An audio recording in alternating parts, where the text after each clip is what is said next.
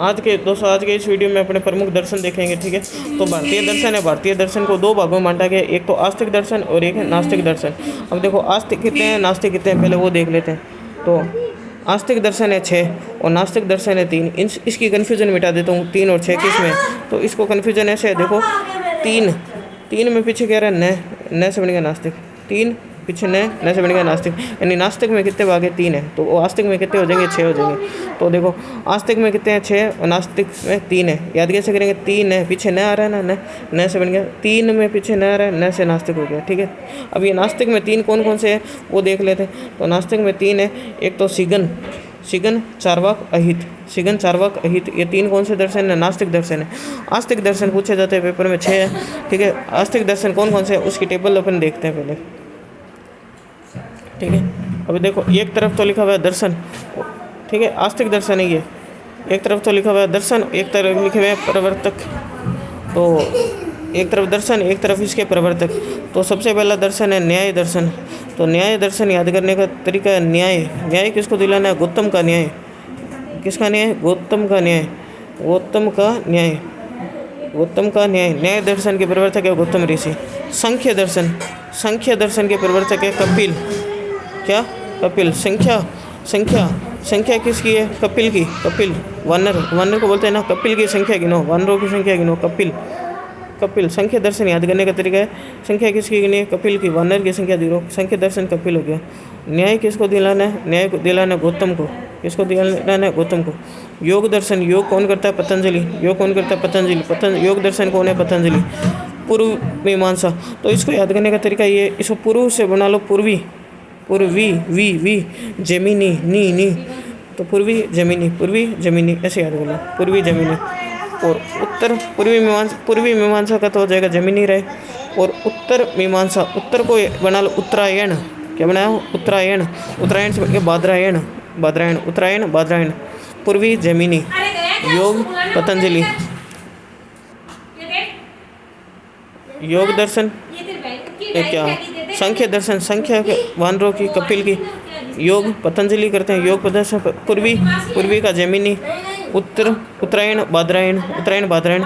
वैशेषिक दर्शन का कणाद हो गया, ये प्रमुख दर्शन है, ये अपन को याद करना। एक बार वापस देख लेते हैं। देखो सबसे पहले न्याय किसको दिलाना है, गौतम का न्याय हो गया। संख्या किसकी, वानर कपिल की, संख्या कपिल हो गया।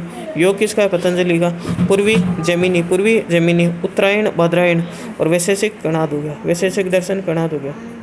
अब आगे चलते हैं अपने स्मृति, कात्यायन स्मृति, आर्थिक गतिविधियों का उल्लेख है। कात्यायन स्मृति में क्या है, आर्थिक गतिविधियों का उल्लेख है।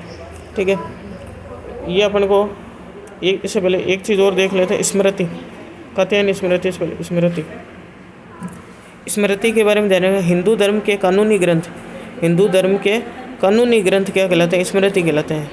हिंदू धर्म के कानूनी ग्रंथ क्या कहलाते हैं, स्मृति कहलाते हैं। ठीक है, यह अधिकांश पद्य में लिखे गए हैं, यह अधिकांश किस में लिखे हैं, पद्य में लिखे हैं। मनुस्मृति के बारे में ध्यान रखना है, प्राचीनतम स्मृति है जो शुंग वंश के समय रचित की गई थी, इसमें सामाजिक नियमों का उल्लेख है। मनुस्मृति क्या है, प्राचीनतम स्मृति है जो शुंग वंश के समय रचित की गई थी, इसमें सामाजिक नियमों का उल्लेख है। नारद स्मृति के बारे में ध्यान रखना है, इसमें दासों की मुक्ति का उल्लेख है। नारद स्मृति में क्या है, दासों की मुक्ति का उल्लेख है। आगे कात्यायन स्मृति, इसमें क्या है, आर्थिक गतिविधियों का उल्लेख है। कात्यायन स्मृति, इसमें क्या चीज़ है, आर्थिक गतिविधियों का उल्लेख है। कात्यायन स्मृति में क्या है, आर्थिक गतिविधियों का उल्लेख है।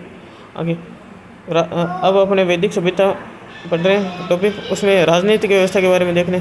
तो राजनीतिक व्यवस्था में ये ध्यान रखना पड़ेगा, आर्यों की प्रशासनिक इकाई 5 भागों में विभक्त थी। आर्यों की प्रशासनिक इकाई 5 भागों में विभक्त थी। कौन कौन से, परिवार, कुल, ग्राम, विष और जन। ग्राम में जो प्रमुख होता था उसको ग्रामणी बोलते थे, विष में जो होता था उसको बोलते विषपति, जन में होता था उसको बोलते गोप या फिर राजा। परिवार सबसे छोटी इकाई थी, परिवार, कुल, ग्राम, विष, जन, ये होता था। प्रशासन की सबसे छोटी इकाई परिवार थी। परिवार कौन कौन सी इकाई थी, परिवार, कुल, ग्राम, विष और जन। प्रशासन की सबसे छोटी इकाई परिवार थी। जन के अधिपति को जन है ना, जन, इसके अधिपति को गोप बोलते हैं। जन के अधिपति को गोप कहा जाता था।